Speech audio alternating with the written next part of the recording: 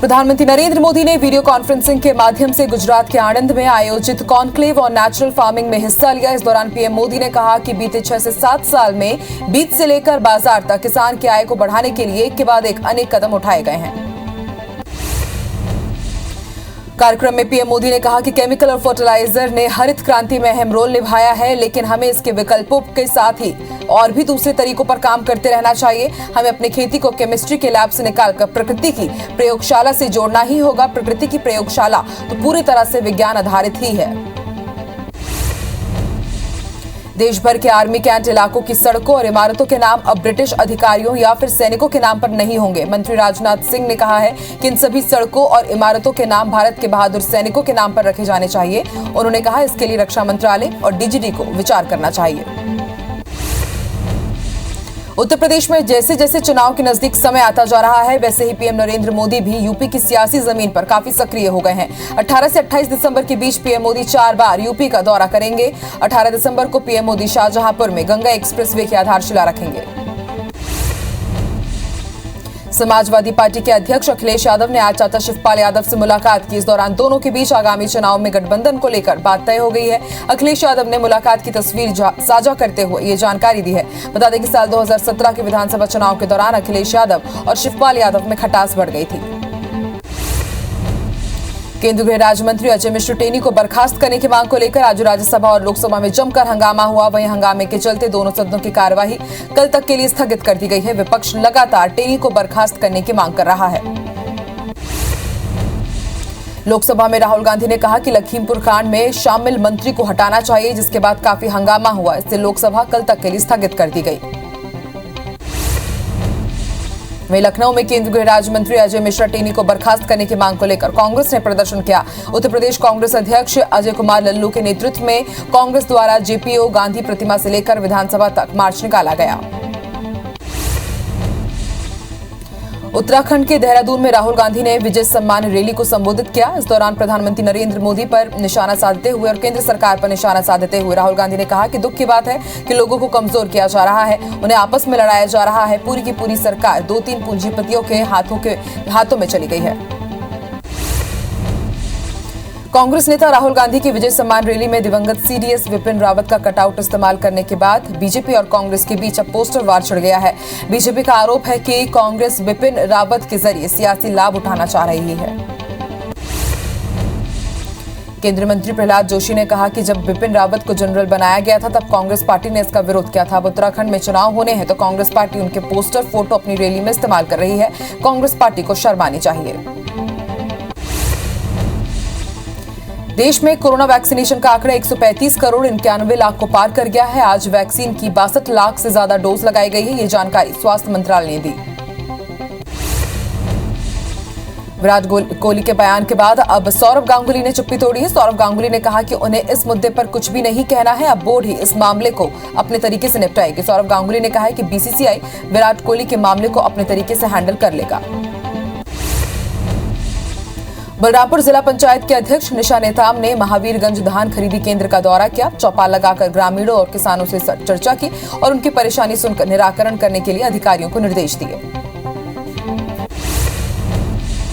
रायसेन में कांग्रेस ने बढ़ती महंगाई के खिलाफ जनजागरण पदयात्रा निकाली, जिसमें कांग्रेस के पूर्व अध्यक्ष अरुण यादव, पूर्व मंत्री पीसी शर्मा और स्थानीय विधायक देवेंद्र भी मौजूद रहे। इस दौरान अरुण यादव ने कहा कि साल 2014 से पहले केंद्र सरकार को महंगाई डायन लगती थी, अब अप्सरा लग रही है।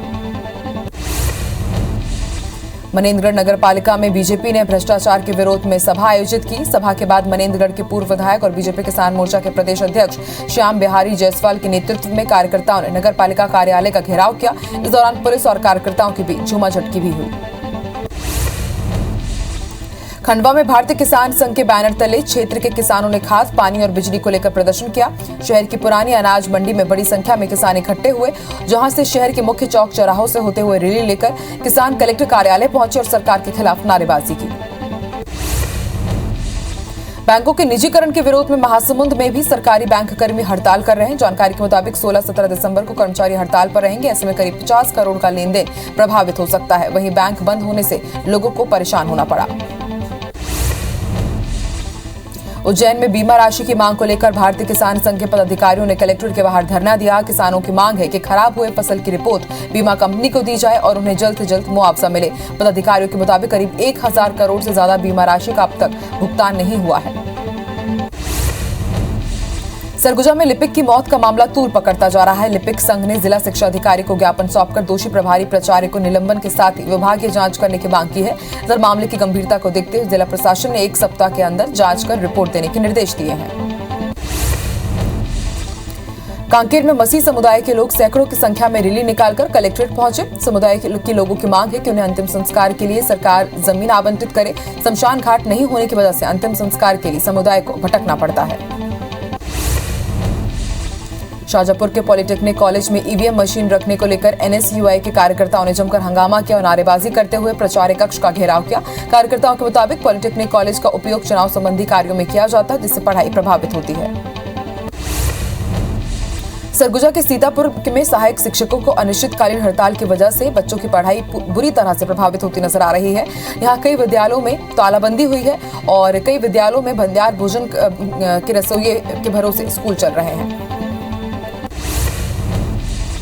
जांजगीर चांपा में पिछले साल हुई धान खरीदी में बड़ा शॉर्टेज आया है। मिलान के बाद 231 के केंद्रों में 131 केंद्रों में 43,000 क्विंटल धान का शॉर्टेज मिला है। इसमें से 9 केंद्रों में 2.5 से 4% तक धान की कमी पाई गई है। मामले में जिला सहकारी बैंक ने नोटिस जारी किया है।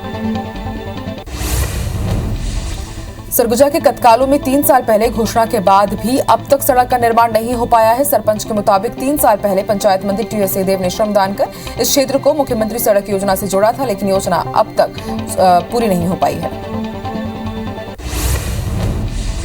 टीकमगढ़ में सरकार ने गोवंश को सुरक्षित स्थान पर रखने के लिए गौशालाओं का निर्माण कराया, लेकिन जिला प्रशासन और नगर पालिका की लापरवाही के कारण आवारा गोवंश को गौशालाओं तक नहीं पहुंचाया जा पा रहा है, इसके कारण सड़क पर आए दिन मवेशियों का झुंड दिखता रहता है। 15 दिसंबर को धमतरी जिले के बिरेझर पुलिस चौकी क्षेत्र के ग्राम धूमा में दिल दहला देने वाला मामला सामने आया था, जहां मां ने अपने 2 मासूम बच्चों के साथ घर पर फांसी लगाकर खुदकुशी कर ली थी। अभी तक खुदकुशी के कारणों का पता नहीं चल पाया है। पुलिस मामलों की जांच कर रही है। बैकुंठपुर में घड़ी चौक के जिला कांग्रेस भवन में लिफ्ट के लिए छोड़ी गई जगह से एक कांग्रेस कार्यकर्ता नीचे गिर गया, जिसके अस्पताल ले जाने के पहले ही मौत हो गई। घटना की जानकारी मिलने के बाद बैकुंठपुर में मौजूद मंत्री शिव डहरिया जिला अस्पताल पहुंचे और मृतक के परिजनों से मुलाकात की। इंदौर के कनाडिया थाना क्षेत्र में महिला की हत्या का खुलासा करते हुए पुलिस ने आरोपी को गिरफ्तार कर लिया। आरोपी दिनेश मिश्रा और महिला के बीच प्रेम प्रसंग था। महिला लगातार दिनेश को शादी करने के लिए दबाव बना रही थी। इससे तंग आकर आरोपी ने जनेऊ से गला घोंटकर महिला की हत्या कर दी। धमतरी के बेंद्रानवा गांव में एक शख्स ने अपनी पत्नी को तालाब में डुबोकर उसकी हत्या कर दी। आरोपी प्रवीण नेताम पत्नी के चरित्र पर संदेह करता था, इसलिए उसे मौत के घाट उतार दिया। पुलिस ने आरोपी को हिरासत में लेकर आगे की कार्रवाई शुरू कर दी है। कटनी के बरही थाना क्षेत्र में नाबालिग से दुष्कर्म का मामला सामने आया है। आरोपी ने पीड़िता से दुष्कर्म के बाद उसे कुएं में फेंक दिया था। फिलहाल पुलिस ने नाबालिग को गंभीर हालत में अस्पताल में भर्ती करवाया है। वहीं आरोपी की तलाश की जा रही है। टीकमगढ़ जिले में नशीली पदार्थ खिलाकर चोरी की वारदात को अंजाम देने वाले भाभी सहित 3 आरोपियों को पुलिस ने गिरफ्तार किया है। आरोपी के कब्जे से चोरी किए गए सोने चांदी के जेवरात के साथ ही बाइक जब्त की गई है। गिरफ्तार किए गए तीनों आरोपियों को कोर्ट में पेश कर जेल भेज दिया गया। हटा के मड़ियादो थाना क्षेत्र में बीती रात चोरों ने दीवार तोड़कर घर के अंदर से करीब 25 बकरी चोरी कर ली। घटना की सूचना पीड़ित ने पुलिस को दी। सूचना मिलते ही थाना प्रभारी और स्टाफ मौके पर पहुंची। मामले की जांच शुरू कर दी गई। सरगुजा के सीतापुर थाना क्षेत्र के शुभम सुपरमार्केट में चोरी की घटना से हड़कंप मच गया। अज्ञात चोर अंधेरे का फायदा उठाकर शॉप में रखे मोबाइल और करीब 40,000 रुपए नकदी लेकर फरार हो गए। इतना ही नहीं, सुपरमार्केट के बाद पास की एक और दुकान को निशाना बनाते हुए चोर वहां से भी नकदी और सामान लेकर 9 तो 11 हो गए।